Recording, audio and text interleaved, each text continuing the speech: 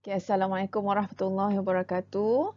Okay, hari ini kita akan sambung kepentingan pertumbuhan prima dan pertumbuhan sekunder.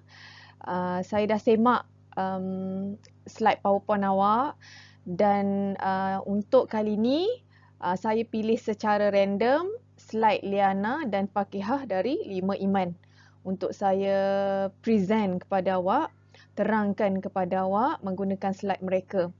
Okay,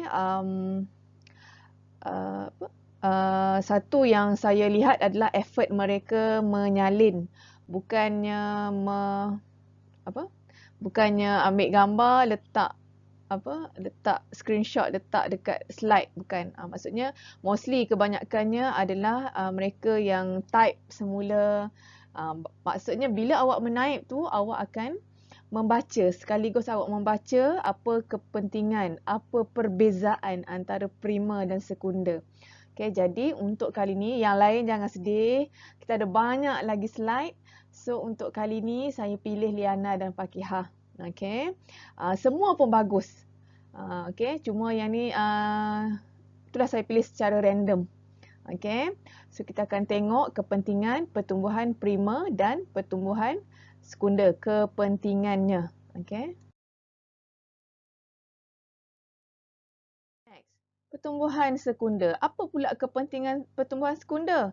Kena tahu matlamatnya adalah untuk menambah lilitan ukur lilit batang kan. Okay, jadi kita nak tahu. Yang pertama, kenapa nak tambah ukur lilit? Kenapa nak tambah diameter? Okay, untuk kestabilan. Lebih lebar, lebih stabil. Okay. Yang kedua, salah ejaan. Memberi sokongan mekanikal. Okay, lebih stabil, lebih memberi sokongan. Okay lah. Okay, sebab lebih banyak sokongan mekanikal ni awak sambung lah.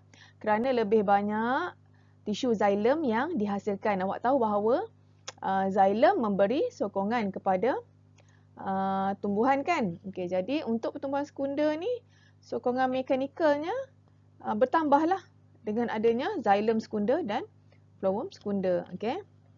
Jadi pertumbuhan sekunder juga akan menghasilkan lebih banyak tisu xylem dan phloem secara berterusan untuk menggantikan yang tua dan rosak.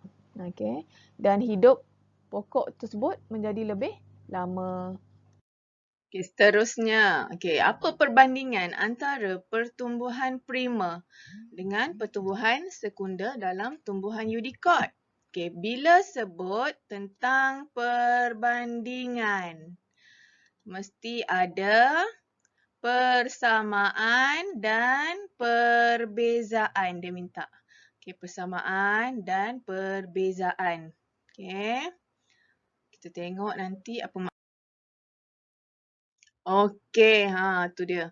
Okey, perbandingan antara pertumbuhan prima dan sekunder dalam tumbuhan Eudicot. Okey, persamaan dahulu.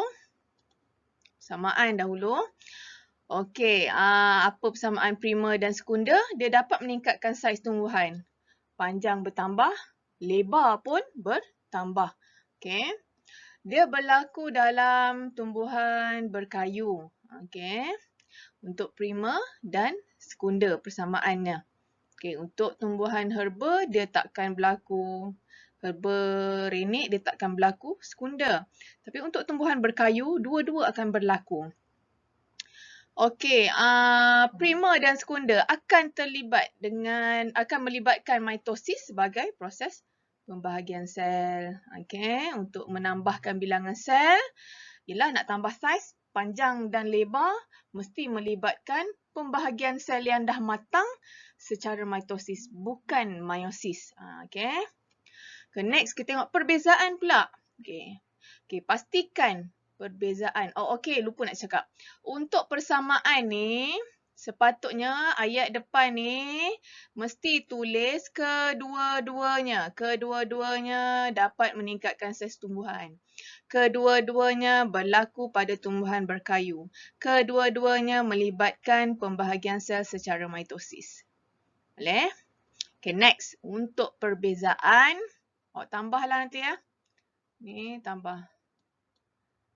Okay. perkataan kedua-duanya.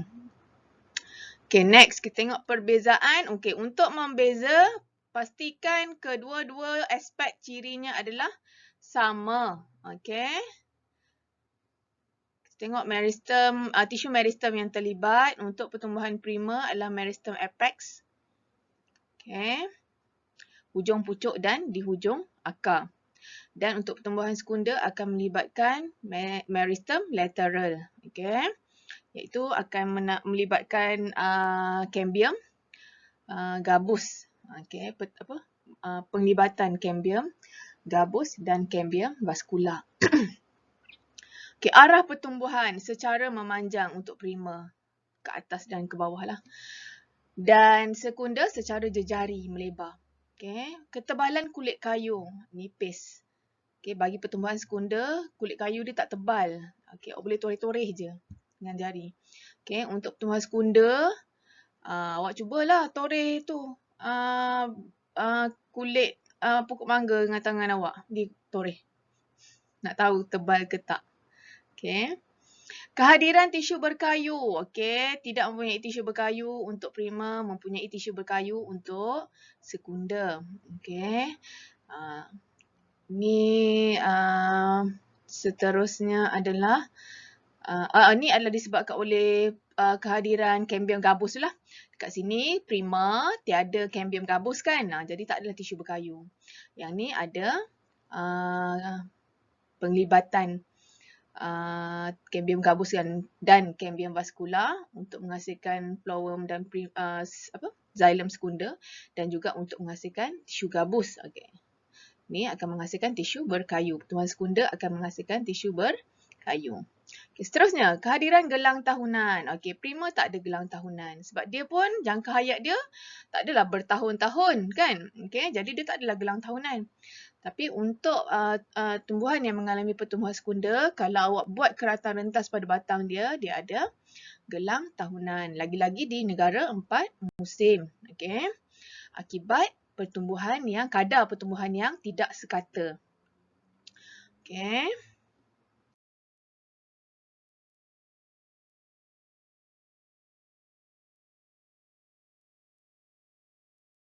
Okay, so habislah. Kita dah tengok tentang perbezaan, perbandingan pertumbuhan prima dan pertumbuhan sekunda dan juga kepentingan tumbuhan yang mengalami pertumbuhan sekunda. Okay, tahniah kepada Liana dan Fakihah kerana menghasilkan slide yang sangat cantik ni. Okay.